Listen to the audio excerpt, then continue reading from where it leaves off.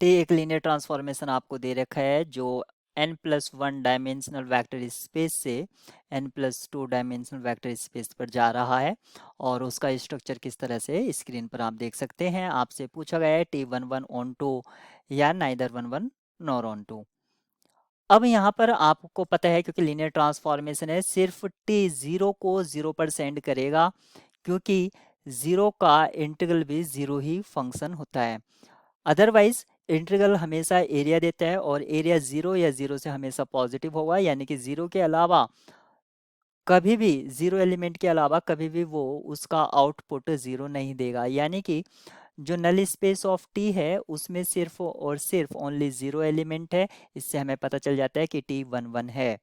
T one one है तो जिसमें आपसे कहा गया है not one one and one two, वो सारे ऑप्शन से डिस्कार्ड हो जाएंगे और ऑप्शन सी भी आपका डिस्कार्ड हो जाएगा। अब हमें इसकी ऑन टू चेक करना है। इसके लिए आप क्या कर सकते हैं, आप मैट्रिक्स रिप्रेजेंटेशन इसका देख सकते हैं। तो डोमेन के लिए बेसिस क्या होगा, 1x x square and so on x की पावर n, और कोडोमेन के लिए क्या होगा, x की पावर n+1 तक आपका ये होगा बेसिस।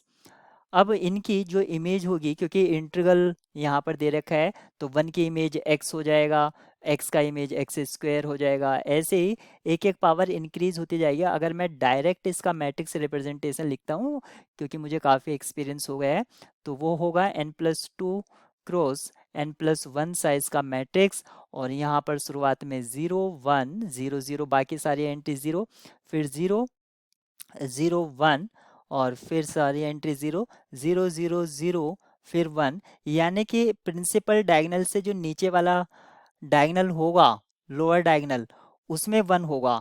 और सभी में यहाँ पर वो कितने एंट्रीज होंगी, n+1 एंट्रीज होंगी। यानी कि n+1 आपको पाइवोट मिलेंगे। यहाँ से भी आप वेरीफाई कर सकते हैं, rank of t equals to n+1, तो नलिटी क्या हो जाएगी इसकी, 0। यहाँ से हमें पता चल गया है कि टी वन वन है और टी की जो रैंक है वो इक्वल नहीं है n+2 के, क्योंकि फर्स्ट रो आपकी 0 है। आप यहाँ से अंडरस्टैंड कर सकते हैं।